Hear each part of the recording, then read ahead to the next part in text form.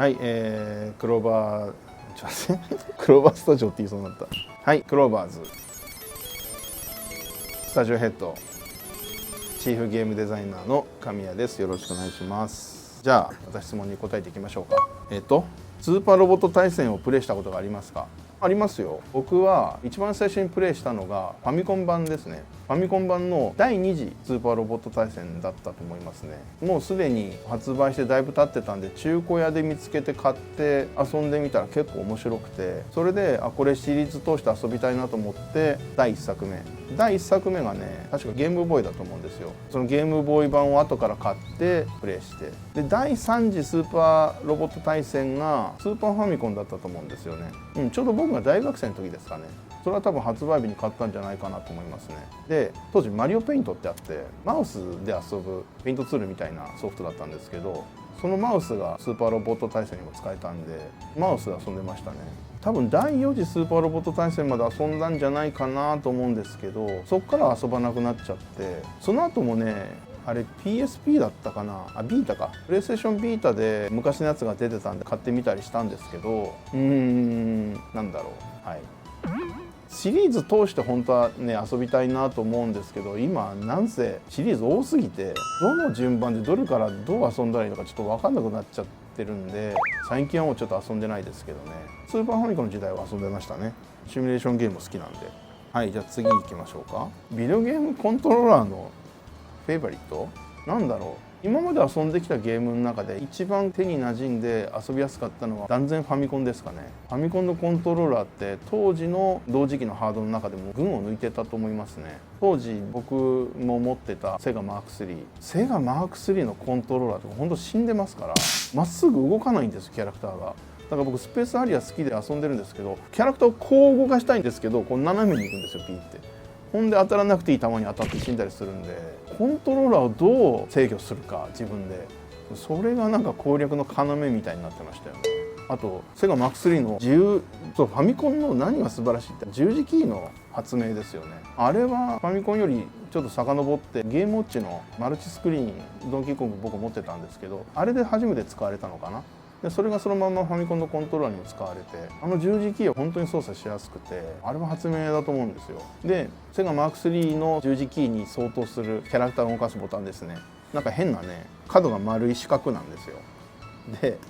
めちゃくちゃ操作しづらい上に真ん中にスティックをつけられるんですよね。ゲームセンターで昔スティックで遊んでたあれのちっちゃい版をここにつけられる形なんですけど、もうね、そのスティックをつけた状態で親指で遊ぶと指に穴が開くかっていうくらい強烈な激痛が来るんですよ、ここに。とても遊べたもんじゃないんで、ファミコンは本当に遊びやすいなと思いましたし、同時期でスーパーカセットビジョンってあったんですけど、スーパーカセットビジョンはこんなようなコントローラーで縦持ちして、こことここにボタンがついてて、でここにキーがついてると、こういう遊び方するんですよね。昔のアーケードゲームのスティックのような操作できるんですけど、指で精密な操作するっていうことには向いてないんで、やっぱりファミコンのコントローラー偉大だなと。コントローラーのおかげでゲームを楽しめたんじゃないかなと思いますし、そこから次の世代のスーパーファミコンはファミコンに加えて LR が発明だと思うんですけど、ここにボタンがついてすごく操作しやすくて、本体と同時発売の F0 もこの威力を遺憾なく発揮する仕様になっていて、だからファミコンスーパーファミコンは手に馴染みがあるコントローラーですかね。じゃあ次ですか。どこの国が好きか。前の質問にもあったんですけど、僕ユニオンジャックのグッズ結構持ってて、ユニオンジャックのニット帽とかユニオンジャックのバックルとか、バイクのグローブのここにユニオンジャックのワッペン自分でつけたりとか、ジャケットのバックプリントユニオンジャックのやつとか、ユニオンジャックかぶれだったんですけど、その全ては僕が初めて訪れた海外の国がイギリスだったということですね。今でもイギリスっていう国は特別な思い入れがあるんですけど、僕が大学の時に初めて行ってオックスフォードっていう町に1ヶ月くらいいたのかな。あとロンドンに1週間か、いわゆるホームステイっていうか、初めての海外の国だったんで、何もかもが新鮮で、全然日本と文化も違うし、景色建物とかも、日本って昔からの木造の文化なんであんまり古い建物って残ってないんですけど、ヨーロッパってイギリスもそうですけど、石造りの建物って教会とかお城なんかもそういうものが普通に街の中に溶け込んで残っていて驚きでしたし、だからイギリスは好きですよね。その後はもう仕事でしか行ったことないですけど、行った時には可能な限りフィッシュ&チップスを探して食べるようにしてますね。フィッシュ&チップスね、うまいよね。こんなこと言ったら怒られるかな。決して上等な料理じゃないんですけど、俺が行ったのってもう大学の時だったから30年以上昔だけど、その辺の屋台みたいなところで買って、もうなんか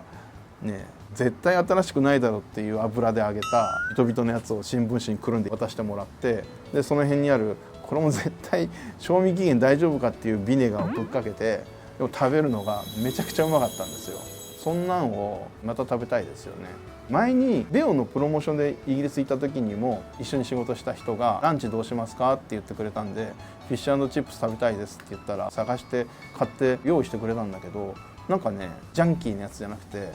いいやつだったんだよね。いいお上品なやつだったから、いやそれはそれで美味しかったんだけど、いやもっとジャンキーなやつ作りたいんだけどなと思って、あれまた食べてみたいですよねって感じかな。というわけで以上となります。また次回からは景色変わるのかな、多分。また次の質問へのお答え楽しみにしていてください。チャンネル登録、グッドボタン、コメントよろしくお願いします。じゃあね、バイバイ。